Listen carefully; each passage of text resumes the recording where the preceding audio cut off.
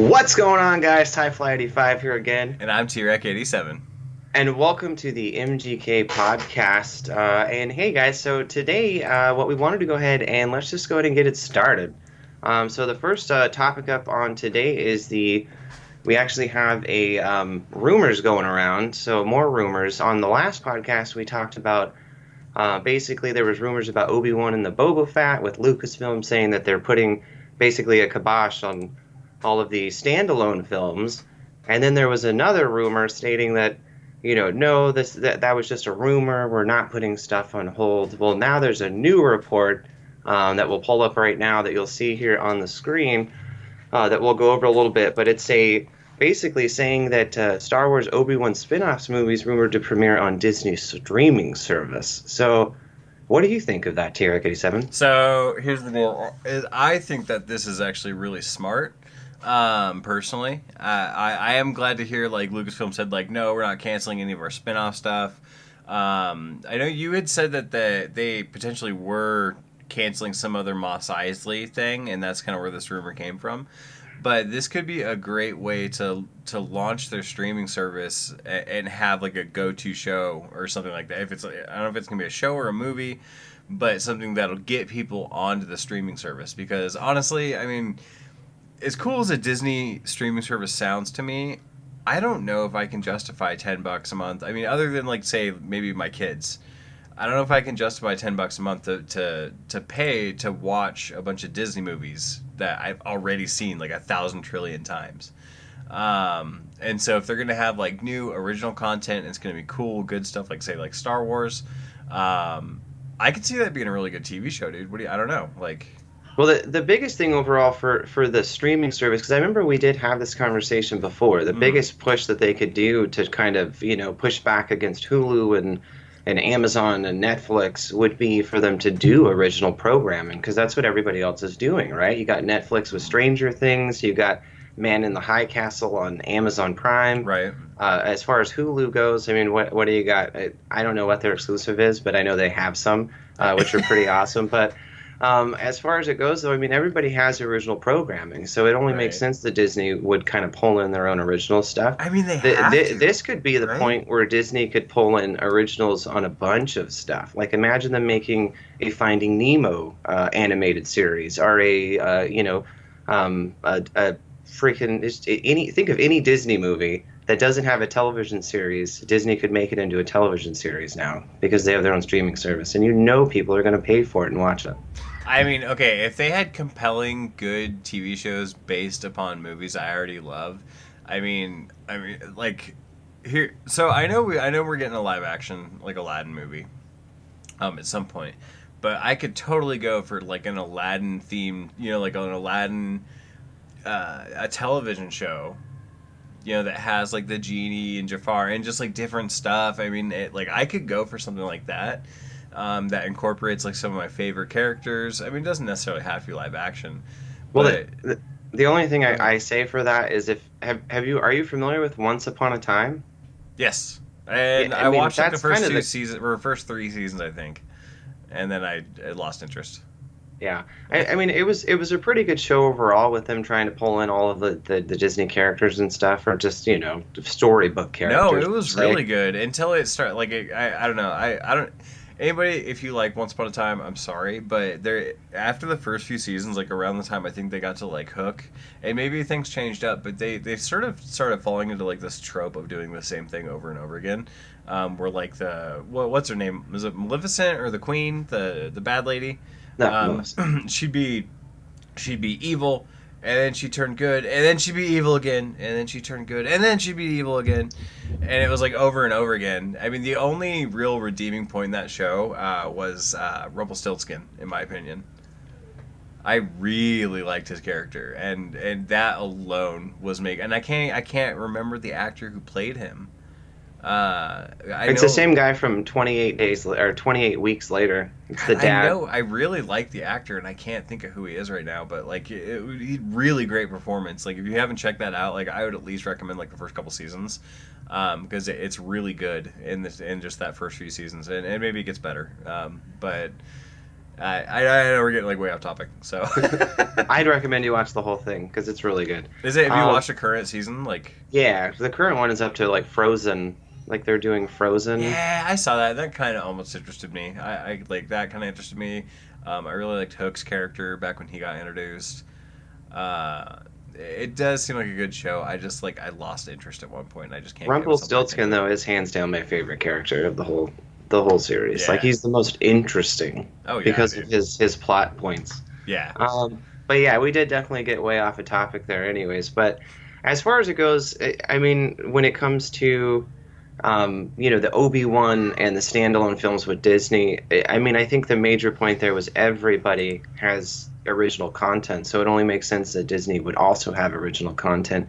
Now, is everybody excited that they would bring the Obi-Wan movie to a television versus the theater? I mean, what do you think of that? Would you rather see it in the movies, or would you rather see it at home as a weekly series or something? Okay, if it was a good, compelling story, like sometimes there's stories that take more than an hour and a half to tell, and if you give it time to develop like compelling characters and a compelling storyline, and me and you were chit-chatting about this at one point, where you had this theory about like it could go to the story that Obi-Wan is actually Rey's father, and it could like set up like that whole scene of events. Oh, and that was actually why we got onto this topic, was because there was a rumor that Ewan McGregor was spotted on the episode 9 set. And he was reportedly the only role he could come in as, obviously, is to be like a Force ghost. But that's like where that kind of conversation kind of led us, was like, oh, well, maybe that's what the movie or whatever is going to be about. You could tell a really good story there and tell about what happened to Obi-Wan while in between episodes 3 and 4. I mean, he didn't just sit in his hut on the sand planet the entire time on Tatooine. So, well, that's what my story. That's what I was telling you, was that like, what if it ended up being where while he was there during his isolation looking after Luke, is that he ended up having a child, and then ergo it's Rey, and then somehow we'll all get shocked, because I know everybody was expecting it to be some major character, and Rey was going to be some major character's daughter. You know, right? What I mean? And he was just like, nope, your parents were like. Jokers. Your parents were nobodies. Yeah, and which could absolutely be untrue. It could just be a lie. Yeah, I'm gonna half say it was a lie, and his memories, like as far as the events go, either he doesn't remember it and his memory's been wiped or something. Mm-hmm. Like I'm sure that's probably how they'll end up saying, like, oh, he forgot about that. Right. So yeah, I mean, it could be a really compelling thing. Like, as much as I would love to see an Obi-Wan movie, I almost think I would like to see an Obi-Wan TV show more. Something where I could come back like week after week and. Come back week after week and see what happens next, or if they go Netflix style and I could just binge watch it for like 2 days, that'd be even better. Yeah, no, absolutely. I totally agree. I mean, it could be pretty interesting overall to see a standalone TV series versus the thing. Moving on from that, though, we do have Disney reportedly won't take risks anymore with Star Wars directors. Even though I would say the directors that they originally took risks with could have potentially been better than the directors they did stick with. But some of the biggest things that they're trying to point out here is that they're wanting to stick with veteran producers, or people who have been in the industry for a while. But it's kind of one of those things, is like, what do you consider a veteran director, when you had Lord and Miller, who was supposed to do the Solo film, who they ended up firing, who had done, 21 Jump Street, 22 Jump Street. And then you had, Garth Edwards, who was going to do Rogue One, who had ended up doing, Godzilla for Warner Brothers. It was like $150 million budget. Mm-hmm. These are big budget movies. You know what I mean? They may not be Star Wars, but these are massive, huge budget movies who made a lot of money. And then Colin Trevorrow, perfect example, right? Mm-hmm. He's supposed to do Episode 9, but they ended up firing him for J.J. Abrams.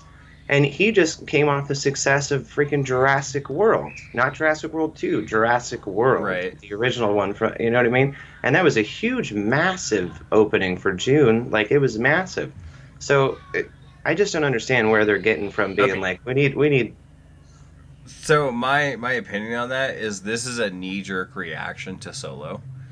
Is that because it didn't do as well as they were hoping, they had somebody in Disney, some corporate guy it was a knee-jerk reaction saying like it was the director's fault, basically, and saying that like we're only gonna probably, in my opinion, it would be like we're only gonna hire directors we know will make us money, like that's what I see being said from Disney. I don't know. What do you think? I mean, the crazy part about that is I can totally agree with you as far as the money point of it, but like, when you bring in little Opie Cunningham to try to save your Solo film, and it still didn't make the amount of money, thinking that you're going to bring in this massive, huge director who everybody knows his name, and it still didn't make the money, I don't see where that you can make that an argument. Not you, but you know what I mean? Like, you can't make that an argument. Let's bring in some, professionals to make this work, and then you bring in a professional, and it still doesn't work. Right, and I just think I think at this point they're looking to point a finger at something. They're trying to find a reason, like a reason, something to blame for why this movie that they knew was going to do well didn't do that well. They're just trying to find a reason, and that's what happens. Is like somewhere the finger gets pointed, and they're like, well, it has to be the director.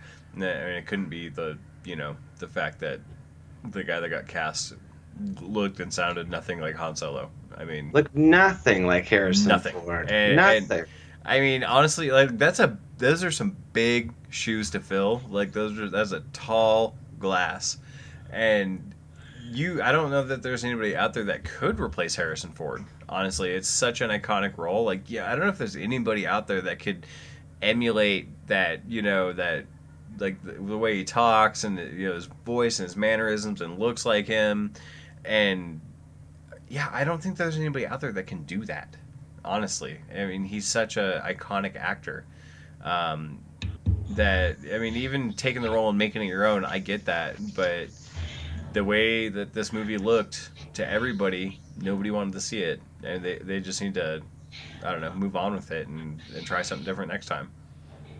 Yeah, no, I totally agree. I mean, when you can find other actors that look identical to, like, I mean, it's easy enough nowadays to try to find a lookalike.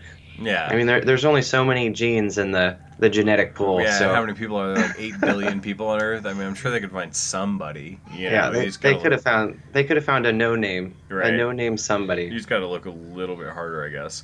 Or just not make the movie, because that would have been fine, too. Yeah, honestly. I mean, and actually, this begs the question, would this have done better on their streaming service as a TV show? Ooh. I could have gotten more behind that, I think. It's something I don't necessarily have to go like pay to see one time, or it's like I get to see like every week and kind of see that relationship with Han Solo and Lando and Chewie develop. Like that could have been really good as a TV series. I could see that being interesting. They dropped the ball there. Yeah, well, they're definitely dropping the ball on quite a few things. Well, moving on from that, talking about Jurassic World with Colin Trevorrow, we do have the new Jurassic World Fallen Kingdom, and currently sitting at #1 in the box office for the opening weekend. Right now, currently sitting at a total of $150 million just in the opening weekend, which is a massive, huge number. Mm-hmm. I mean, it definitely blew Solo out of the water. I mean, I can't even see Solo anymore thanks to Jurassic World. So, like, I mean, it did really good. I mean, I know you went and saw it, and a lot of what I've been hearing from a lot of people is that, oh my God, Solo did so bad. Sorry, I was just looking at the numbers. Let me throw this up on the screen here. Like, total numbers, Jurassic World Fallen Kingdom, $150 million opening weekend. Total amount of money for Solo total, $200 million. So basically, I mean, from what I'm gathering from that is like nobody saw Solo. I mean, it's on like week 4 or something like that being out now. Actually, it came out like April 27th or something. April? So yeah, it came out like the last week. A while ago. Then I didn't even think it was that long ago, Oh honestly. wait, or was that Infinity War? No, I'm Mm, pretty sure wasn't it so. I don't even freaking remember now. uh, All I know is Avengers, Infinity War, and Jurassic World superior movies to Solo. We'll say that. So, and just so everybody knows, I am excited to go see Jurassic World. I know Tyfly already saw it. I'm gonna go see it today, here in a few hours actually, with my wife. And so, do expect a review of Jurassic World from the both of us.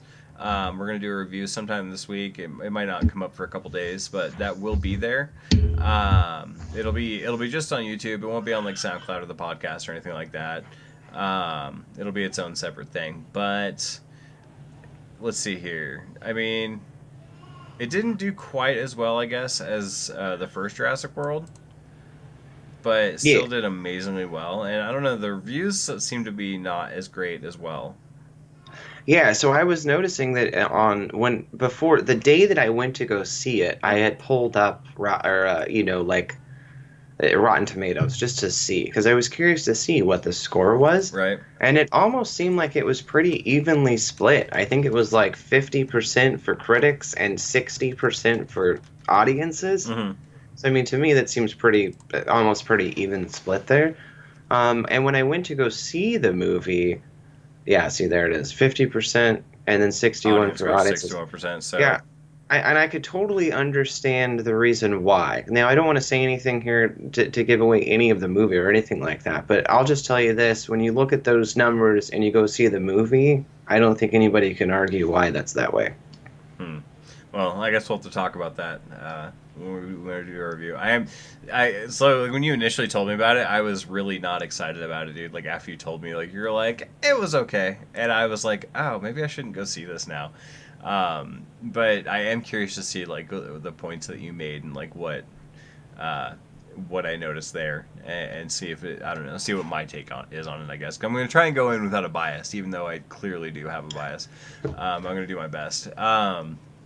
So we just wanted to mention that about Jurassic World, just real quickly. This is something really interesting, this next article. And this is something Tyfly actually found that I had no idea about. I guess there's some sort of rumor flowing around that Joaquin Phoenix might be in a Joker movie? Yeah, and it's crazy though because it also says that it's going to start filming in September. Now, the last that me and you had ever talked about the Joker was with Jared Leto, Right. and doing a standalone Jared Leto Joker movie. So it's a little interesting when you see something like this pop up, and you're just all like, "What? What happened to Jared Leto?" But then when you read the article, it actually talks about this particular movie and Jared Leto. So two solo Joker films. Now it makes you wonder because it doesn't really go into detail. Is one of these Joker films going to be animated? Or is Joaquin Phoenix legitimately going to play the Joker on film? It doesn't necessarily say that, whether it's going to be animated or it actually is going to be. Because if you're going to have an animated Joker film, why wouldn't you just use Mark Hamill? So it does. I take that back. It doesn't make sense if this would be an animated film, because you would use Mark Hamill as the voice of the Joker. Why wouldn't you? So this has to be a live action film. It leads me to believe it must be live action. What do you think? I can't hear you. Shit. If you're doing a Joaquin Phoenix Joker movie, I just don't understand. So is the Jared Leto Joker movie not happening? Is he just going to be like in Suicide Squad, like Suicide Squad 2 or something like that? Is this going to be? I know DC needs to get their shit together. Honestly, it is such a shit show over there. Like it's so bad, man. Like you've got like all sorts of different stuff happening, and now they're talking about this Joaquin Phoenix movie might be happening in like a different universe than the universe they've already trying to establish, and it's like they can't decide like what they're doing. You know, like every time they try to, it's like they're fishing in a lake, and every time they cast their line out and they don't immediately get a hit, they move to a different fucking spot. Excuse my language. They move to a different spot and try it again. You know, and eventually we're gonna catch a fish. You're like, no, maybe you should like wait a minute. They should borrow Marvel's fish finder. Yeah, clearly. But like Marvel's got like a fishing boat. You know, like they're catching all the fish. Yeah. Like, so They've got the radar. yeah, It's like pinging every fish. So I mean, I don't know, man. Like I do think that Joaquin Phoenix could do a crazy good Joker. That he, you know, he might not be up there with like the A-list celebrities anymore nowadays. Really, I mean, his popularity has definitely waned from the days of like, say, I don't know, Gladiator. Gladiator. Yeah, I mean that's or what was it? Walk the Line. Was yeah. the Johnny Cash movie was so good, but Joaquin Phoenix, that dude has such Signs. a range. He has such a range of acting. Like he is such a good actor. Like if you guys haven't checked any of his like smaller stuff, or I'd have to look back into it because it's been a long time. But there was an article about, remember like when he went crazy and he grew a beard for like 3 years. Yeah.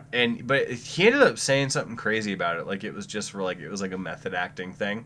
Mm-hmm. Like he was just like acting like the entire time, but it was like for like 3 years or like I don't even know how many years he had that beard and he was being all nutty. Like, but he said there was like a reason behind why he did it, and I was just like, oh, so he didn't go off the rails. But like he has a very interesting and strange mind, and I think he would be a perfect fit for Joker. I think he could really do it.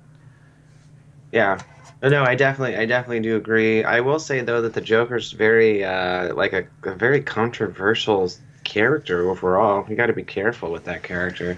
Yeah. I mean, if we're looking at the like Heath Ledger, you know, he went all in, and then you know, I mean, it's a very tragedy.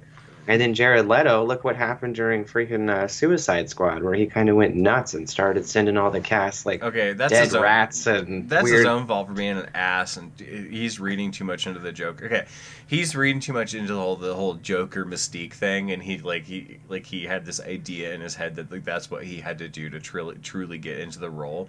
I mean, sure, Heath Ledger shut himself into a hotel room for a while, and like that's all he did was practice being the Joker and reading about the Joker. But I mean, Heath Ledger is a totally separate issue. He was having problems sleeping anyways. He was always like that, and people were saying like he was having that problem for like a long time before the Joker came along, and people just read into it too much, and especially with like Jack Nicholson was like, I told the kid that Joker gets into your mind. Like he said that in some interview somewhere, and like I was just like, oh my god, how dare you. So I think that Jared Leto was just being an ass and maybe tried a little too hard. But I don't know. I think Joaquin Phoenix could do good. My point is Joaquin Phoenix could do a good job, and I would be so interested to see what his take on it could be. Yeah, no, I completely agree. I mean, he definitely has a wide range of acting. Yeah. I mean, he's been in quite a few different movies, from like comedy up all the way to horror. So. Oh yeah, it's always something different with him. So it could be super cool, and I hope it's not like just a rumor. I hope it's real. Yeah, no, that'd be pretty awesome. I think. Now, let me ask you this question before we move on from this. Would you rather see Jared Leto come back as the Joker, or would you rather see Joaquin Phoenix? If we had to choose one or the other. Like if I was gonna like drop one and do like a tank full of piranhas. Yeah.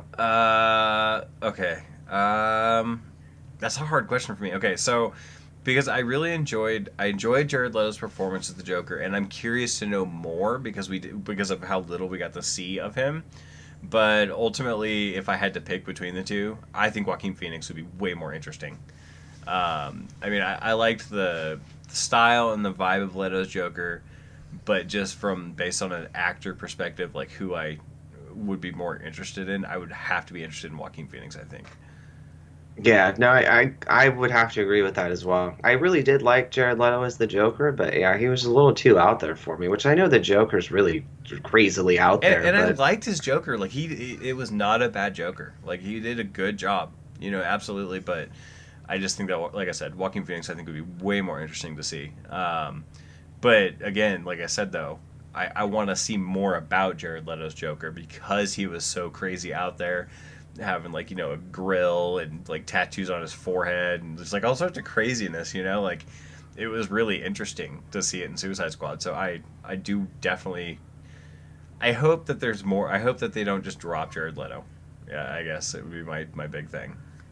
But I also want DC to like pull it together and decide what they're doing. Would be nice. No doubt.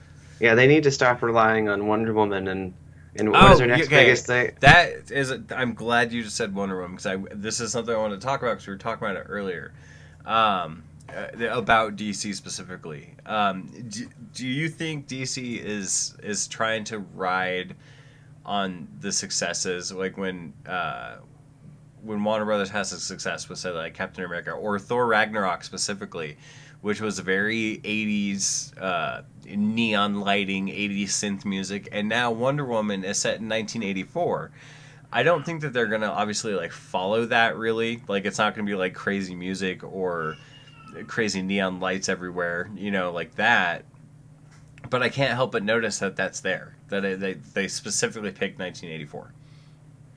Yeah, it definitely seems like they're pulling from the same vein, which those two characters, though, if you go back, I mean, for anybody who knows anything about, Captain America and Wonder Woman, they're almost pulled from the same vein.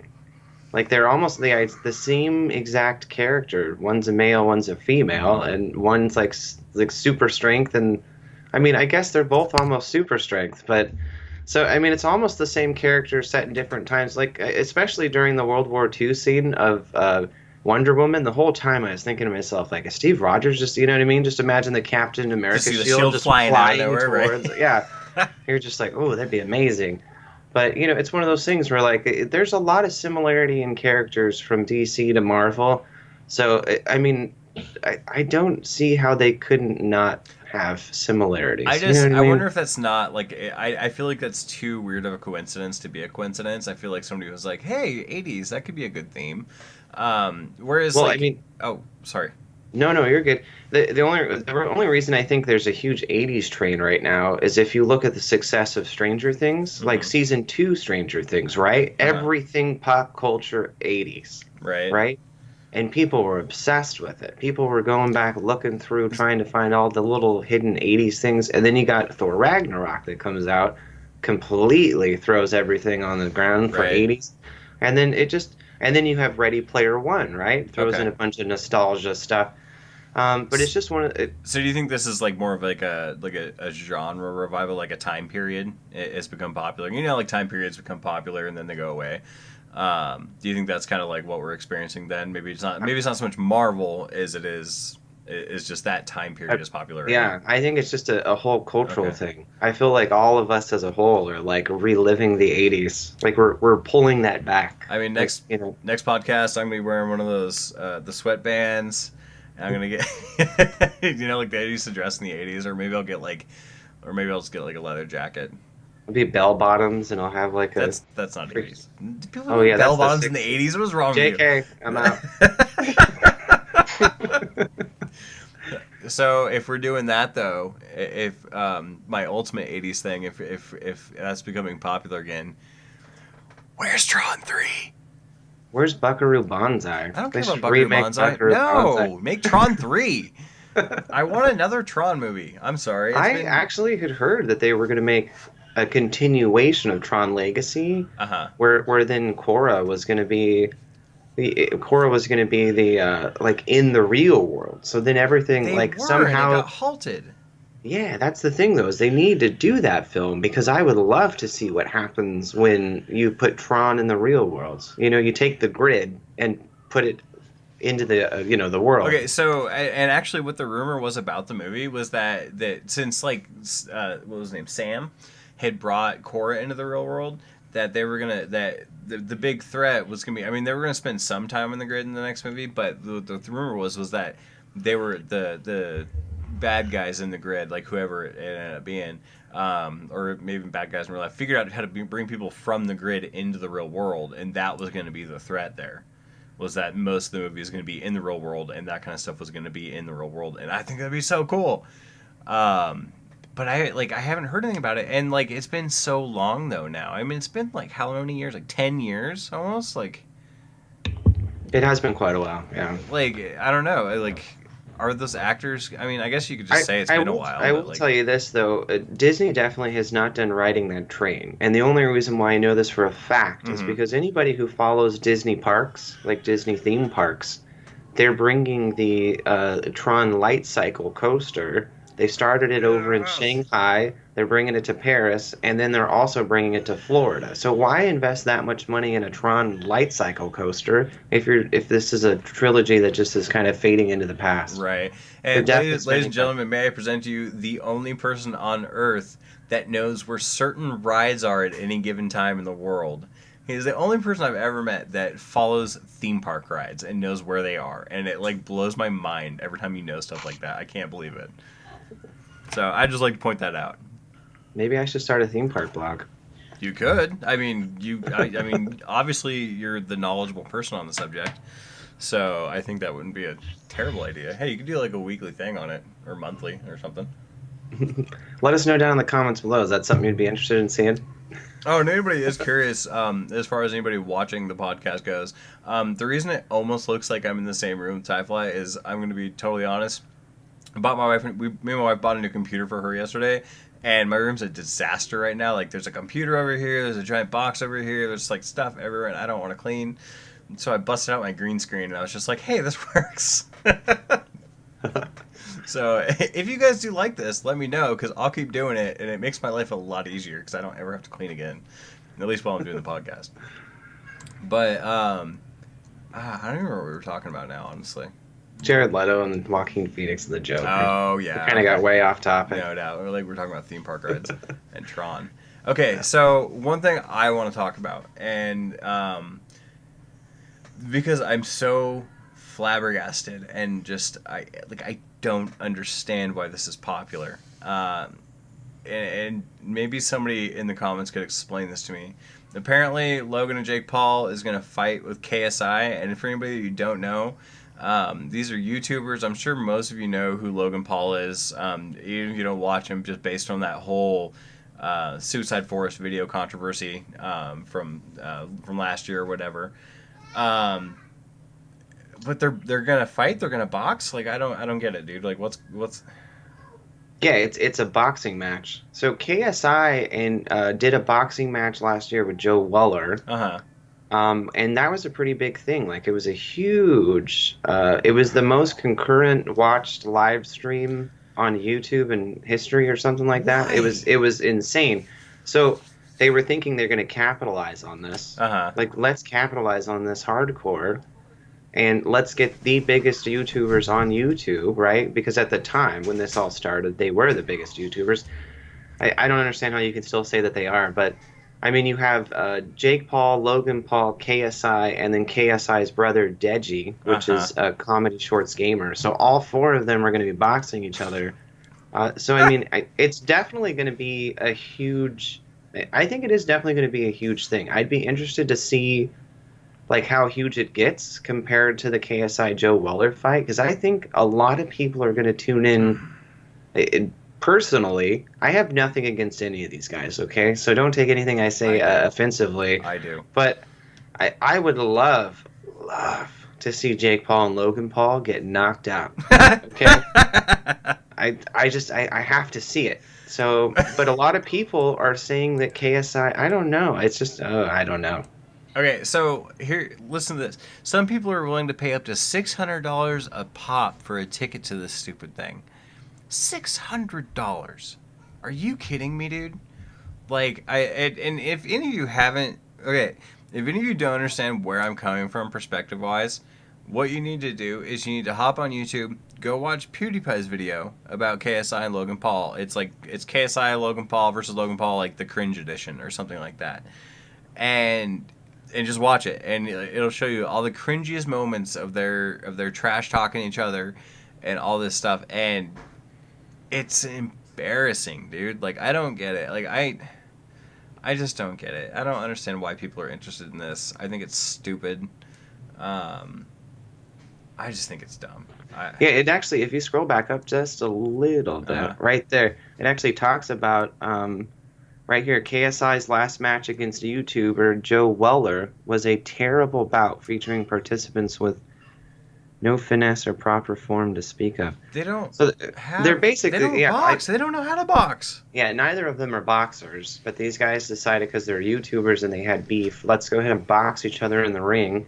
And it did pay off in the long run because of the history of putting on live shows with the concurrent watchers. So I mean, I what hate they this. tried to do did work, I get but it. I I get mean, it. I is it get it something?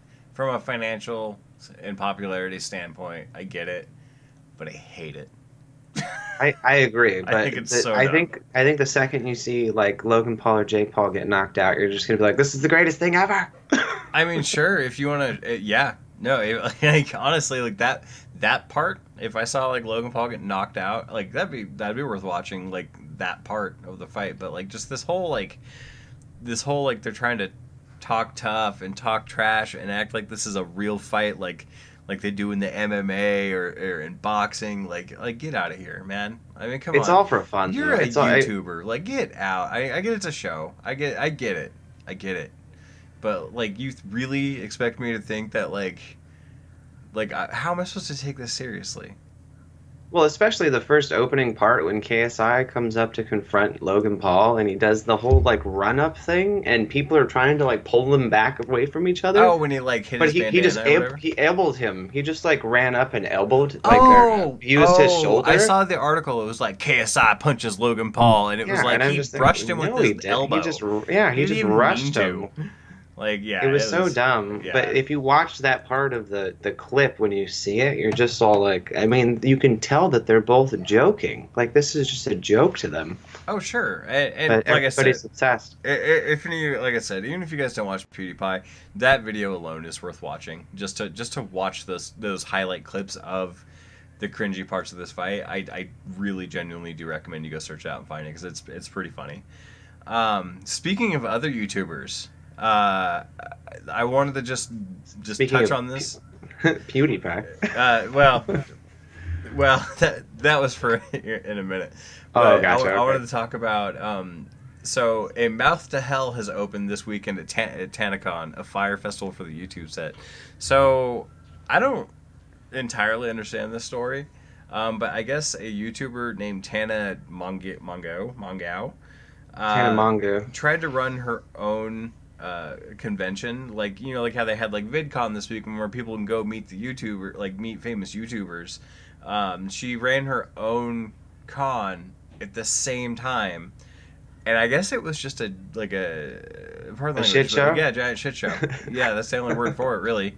Is that like I saw these videos, people are screaming refund. People are standing in a hallway like there's nothing going on. There's no food. Like it, I guess from what you said, it got a little better at one point, but I guess this whole thing was like a Well, disaster. no, it wasn't that it got better. It was that the first people who were able to get into TanaCon uh, actually said that it was enjoyable and it was fun. So for the first like 5 hours of the event, like people were actually being able to meet people, like there was stuff actually happening, and it seemed like things were kind of on the up and up. oh, okay. And So then here's the line to TanaCon. yeah, it was Like, insane. It was like wrapped around the whole parking lot. but it's because the venue she rented was tiny. Oh my god. Look at that. This is crazy. That Oh white, that's the my. front, right? The white. Is that the convention center? Back here. No, Oh, I was no. gonna say that's a tent. This is a hotel. No, I get it, but like, why, dude? I don't understand this. And Well, so, it's because they only planned on having. So this is what happened, okay? Uh-huh. And I mean, Tana can be blamed for the whole thing. What happened was she had tweeted out saying, "Hey, buy these tickets." So people paid, $70 or whatever to get Uh-huh. these exclusive VIP tickets. right. And then what happens is, I guess apparently what had happened is a bunch of other people also got those tickets. So people who didn't have tickets were able to get in for free. The biggest thing was saying, hey, you don't have to pay to come to TanaCon. You can come for free. Right. But then people were paying this like 60 to $70 or whatever it was, saying that they were going to get like extra added stuff. Right. You're gonna the like a bag with a bunch of crap in it that was going to cost that all more it than had the was like ticket a and stuff. it had like a condom and like Is some it- other stuff. It was like, yeah, pretty stupid stuff the that Tana definitely condom? did not equal like the Like cost of the ticket. $70. Yeah. So But- and I guess this was because she couldn't get a creator pass at VidCon. Yeah, she basically was pissed off at VidCon from last year because she wasn't a like A featured basically creator. a featured creator, like, hey, we didn't invite you to come, but you came anyways. And for any of you who watched, Philip DeFranco, I think he kind of put this in a good light, saying that like, creators like if you look in the past, when they had like Jake Paul or Logan Paul would show up, they weren't invited, they just showed up. And then what happens? 50,000 kids start bum rushing this one area, and all of a Right. sudden you have this huge, like it just a huge hazard could happen, Right. which did end up happening when Logan Paul went there because he's like, I hit $100 million or $100,000 somewhere, and like go find it, and everyone just went nutso. Uh-huh. So they had to shut it down. But that kind of stuff, when you have somebody like Tana Mongeau who like has like millions of subscribers but doesn't get invited and then gets pissed off, this is what happens. Well, they can't. They Freaking can't hell invite. opens They up can't in invite Megahit, everybody. everyone But sucked in. they can't invite everybody. But to me, this sounds like poor planning, poor execution, and it. Yeah, just the whole thing. And again, also, I know you said like Phil DeFranco did a video on this, but it sounds like PewDiePie also did a video on this as well. Oh, here we go. Here's some of the pictures. So there's the Tana condom. One of the I paid $70 for a condom. Here's, from what I understand, the entire event center is this hallway, and that's basically what it sounded like. This is what it was to me. Maybe this isn't the entire thing, but this is most of it. Yeah, they said it was a major, like a big hallway, and then there was this room, that picture up there at the top where it looked like there was performances happening. There was that room, Uh-huh. and then there was a couple other rooms where it was just for creators, so people to meet people. So from what it said though, there was only capacity of like 2,000 people could be held by the hotel, Uh-huh. and 20,000 people showed up, Oh my God, what a disaster! which is, yeah, a crazy disaster. Like, ugh. And then on top of it, if it doesn't get any worse than this, right? Then freaking Tana Mongeau takes to freaking, Twitter and everything, saying, "Oh, I'm so sorry for everybody. I want to help everybody with like refunds and paying for your, whatever I can do to help you, hotels, plane, airfare, like all that stuff." Right. And then there was a release from Good Times, which is Good Times is the company that ended up like kind of throwing this all together. They had their name on it. They ended up releasing an article. First, people were saying that there was going to be no refunds for this event. And then Good Times ended up re-releasing a statement saying, hey, we're going to offer refunds, but only until June of next year. But but a lot of people are saying that this is just a ploy for them to hope that people don't basically demand refunds. Right. I feel like it was because somebody probably, like, they were going to get their damn building burned down if they didn't offer refunds. People were pissed. You can't piss off 20,000 people. Also, if you ever have something to say on social media, like, you should never take to Twitter to say it, honestly. And this will go back to Tana. Because what I have noticed about Twitter is, like, it's like Facebook, but everyone hates you. It's like the place where everybody, like, nobody gives a shit about what they say. Nobody has to be, like, politically correct. And people just say, like, whatever they want on Twitter. It's, like, super crazy. So Twitter is never a good place to, like, post stuff because it's really terrible. Speaking of Twitter, I mean, like, this is just a perfect example. And I just saw this tweet. I just wanted to share it and pull it up. If you do watch like PewDiePie, he does a segment called Pew News, and he basically frames himself as a reporter. And lately, he's been calling himself Poppy Harlow, and Poppy Harlow is an actual reporter on CNN. And basically, from what I can see, like all of her tweets, she made this random tweet about watch this video, blah blah blah about Forbes, and that's not really my point. My point is all the comments for Poppy Harlow or "Hi Poppy, I really enjoyed Pew News today. Bring back bonus meme. When's the next meme review?" Like, this poor lady. Dude, like, honestly, man, like all of the tweets under here, like, there's not a single one that actually says anything about like what she does as a reporter or the articles she's posting. Like, I'm surprised she even has a Twitter account at this point. It's really bad. I love it. I think it's amazing and great. I don't necessarily think PewDiePie meant for this to happen. No, but but he my has goodness, to know. I love it. His, as he Izzy says, an army of 9-year-olds. Like, they always do this kind of stuff. Like I almost feel like this is why Gloria Borger, I think she like quit her job or something like that. And so I feel like this is why, though. She was probably getting like harassed nonstop. Look at even this one right here. Congrats on the baby and being the new anchor of Pew News. Wish you all the happiness. So semi-serious, but also not. But this is my whole point. Case in point, like, don't go on Twitter. It's a bad place to be. You should never go there. To follow that up, follow us on Twitter, everybody. MG Knights. Yeah, you can follow the MG Knights Twitter. I also am on Twitter at TREC87. So definitely follow us there if you just feel like seeing just nonsense in general. Also, so one little thing there's a couple articles I wanted to get to before we run out of time here.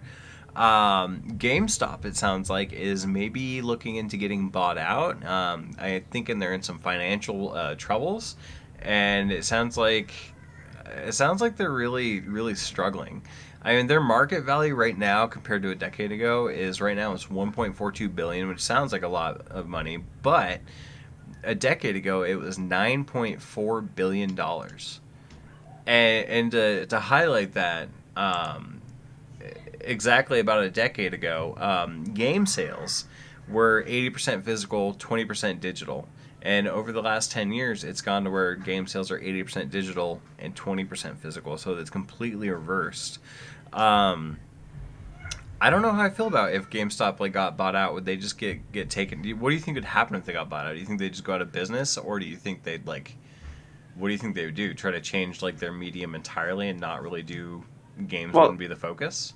So the biggest thing overall with that, I mean, we've had a couple conversations regarding GameStop overall. Mm-hmm. I mean, GameStop is definitely evolving hugely because of those numbers. I mean, if you've seen in the last, just since when those numbers were 2080, and now it's completely opposite today of digital. So they had to change up their game plan. And I think for them going into, figurines and pops and other stuff like that, they definitely tried to make a good push at it. And if they're not making enough money that they're losing 39% of their decline in market share, I mean, that's kind of a huge number. Where are they going to pull that back from? Now, on the other hand, when it comes to used games, I don't think that market will ever not be a thing. And the only way that they'll ever not have that, the only way physical discs will ever disappear is if everything goes to digital. Which I don't foresee people not wanting to own a physical disc, because I myself still find myself wanting to own the physical copy of something. What's funny is I used to absolutely be like that. I liked having a disc and all that, but over the years I found that it's just honestly just easier for me to get a digital copy, and not to mention the fact that if a game's coming out and I want to play it that night, I want to play it at midnight right away, right when it's available. I don't want to have to go to GameStop, pick it up at midnight, go home, install the game, wait an hour, and then play the game. I want to be able to have it preloaded on my Xbox, ready to rock and roll that night. And I think a lot of people are probably of that mindset, to where it's just easier now to get a digital copy. But I think eventually physical games are going to go away. But I think that it's still going to be another, I think it's going to be another 10 years before that we really see it's just minuscule. But yeah, no, for sure. I mean, I don't know, man. I agree with you as far as it goes for digital. I have been buying a lot of digital, like Call of Duty, World War II, that was digital. Freaking when I bought Destiny, that was digital. A lot of games I've been buying have been digital. I buy almost exclusively digitally now. There's very few games I don't. And your point does make sense that, sure, I don't want to wait till midnight, or I don't even have to leave my house now. Which, I mean, nowadays it seems like you don't have to leave your house for freaking anything. Groceries, video games. Awesome. You can be the laziest sad sack on the planet, but when you have the freaking internet, you're the bee's knees. Oh yeah, dude, I love it. The UPS guy comes to my house almost every day. I'm sure you made friends with him yet? I have not. I'm sure he hates me, just because I'm always out of the way, and it's always some tiny ass package. Like tomorrow, Like I got a different case fan for Caitlin's computer, for example, and it's just like a light up fan, like it's rainbow colored or whatever. You can change the colors, just to kind of complete the whole accent on her computer. But again, that'll be like the fourth time this week he's been to my house, and it's for something I paid like $7 for, or it was more than $7. It was, but it doesn't really matter. Is that I'm sure he hates me, I guess is my point. But yeah, I mean, like, we really don't have to leave our house these days. I mean, really, I mean, like, you can order your groceries online at Walmart and just, like, go pick them up and go back home. You can even have somebody bring your groceries to you if you really want to pay for that. Like, you don't have to leave your house, like, at all. And it's a crazy world we live in. Can you, like, this wasn't a thing 10 years ago. This wasn't a thing 20 years ago, like, at all. Like, you had to leave your house, and nowadays they're making it to where, like, I don't know, it's turning into Wall-E. We're all going to be on, like, a giant spaceship soon, and we're going to be fat as hell, and we're just going to float around on our hover chairs, and that's going to be the end of things. Yeah. So instead of swimming in a pool, we're all just going to be by the poolside staring at it, being like, how nice would it be to be in that water? Like, on our phones or our like, virtual reality hollow lens things that just like feeds information directly into my eyeball.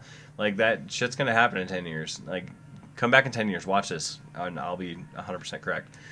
But anyway, we are like totally running out of time. Just real quickly though, one last thing I just want to just mention briefly for anybody out there that is a gamer, specifically a PC gamer. So rumors have been abound very recently that the next generation of NVIDIA GPUs is coming out. Which is always exciting, and hopefully it'll, push graphic card prices down for at least like the last generation, like the 1000 series. And it was originally pegged, like the rumor mill was saying, like July.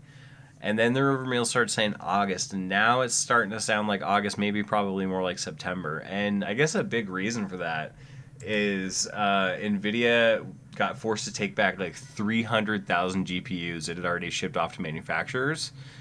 So that's a huge return for them, and they got to figure. They obviously just want to like sell through their inventory before they release their new GPUs. I have a quick question. Yes. Do you happen to know why? Like, why did they return 300,000? Because, well, here's the thing: is crypto mining almost exclusively uses your graphic card for performance. And with the crypto mining took like a huge rise in the last year, like everybody and their dog was mining crypto, and it's kind of a start. And so like graphic card prices, dude, like, I wonder if I can pull up like a chart, like graphic card prices,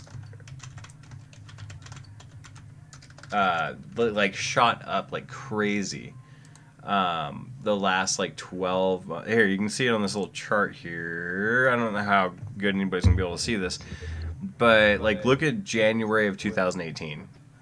Like, it went from like $150, almost $200, like up to $300. The higher end GPUs were going from like $600 or $700 up to like $1,000. It was super crazy. And so like GPUs were selling faster than they could keep them in stock, and so like everybody was ordering like a ton of them. And now that market is kind of cooling off because everybody's kind of like, oh, maybe crypto mining isn't. And also, graphic card companies are coming out with graphic cards specifically for crypto mining, and so you don't necessarily have to buy like a gaming graphic card anymore. And so that market's kind of cooling off, and so now all these manufacturers had all these extra GPUs, and so they just like shipped them back to NVIDIA. Whereas a lot of times, they say, like, well, yeah, we'll buy this many from you, but whatever we don't sell, you're taking back. And this was the case, I think. And so now NVIDIA is going to want to get rid of these GPUs before they launch their next line of GPUs. I mean, they're in no rush. Like, the 1000 series of GPUs are great. It's just been a while since they've had anything new. So, yeah, this is really kind of more for the tech heads out there, I guess. I just thought it was really interesting because I'm really excited to see the new NVIDIA GPUs come out. I'm really excited to see that hopefully that would drive the price of the other GPUs down a little bit. And I'm hoping that it kind of stabilizes the market a little bit more. Well, maybe it'll drive the computer prices down. Like when you're getting a sale on a GPU and they're like, it's on sale for like MSRP, for like the manufacturer's suggested retail price, and that's our sale. You're like, what? Like, that's how crazy it is. They're like, yep, it's only $249. That's the price it should have been in the first place. but because demand is so high, you're making it like $400, and people are buying it. Like it's been ridiculous, dude. Like when I got my computer originally, I was looking into getting a new graphic card because my computer had like a great processor and everything, but the graphic card wasn't the greatest. And I ended up getting like a mid-range graphic card. I got like a 1050 Ti, like just a very adequate graphic card for gaming. Nothing special though, and it ended up costing me like $300. This is like $150 graphic card, and it makes me like ill almost that like I paid so much for it, but like I really just wanted it. So anyways, I'm curious to see what this does. If you guys do, just out of curiosity, any of you guys in the comment, I don't know if any of you guys really do follow tech stuff. If you do, let me know if you guys want us to talk a little bit more about tech type things. As far as like, like we could talk about like Apple products, or we could talk about like computer gaming. If you guys are into that kind of stuff, let us know, because we would love to cover that kind of stuff too, and just kind of add it to the podcast and give us a bigger variety of things to talk about. So yeah, is there anything else you really want to talk about, dude? I think that was it. Okay. I think that's all we really had. I mean, people, I mean, kind of, just kind of touching on point from the last 3 podcasts, people are still losing their shits over Rick on The Walking Dead. Other than that, though, I think we're good. I mean, yeah, no, I mean, you can definitely talk about that on your own time. It's okay. I'll just mention it every time. Yeah, until I'm like, yeah, I watched Walking Dead, which is never gonna happen. One of these days, you're gonna like sign up for the Skype call, and you're gonna see Calvin in my chair, and then you're gonna be so excited because you guys can talk about it for hours. So that's it for today, guys. Just real quickly, just so you guys know, any of those of you that are watching us on YouTube, just want to throw it out there. You can also listen to our podcast on SoundCloud if you want. As well as the iTunes store. So you just search out MG Nights or MGK Podcast. You'll find us on there. And I feel like there was something else I was really supposed to plug, but I can't remember what it is. So I'm just going to leave it with that. So that's it for today, guys. Hope you have a great day, and we'll speak again soon. Yeah, thanks for watching, everybody. And always remember, stay awesome.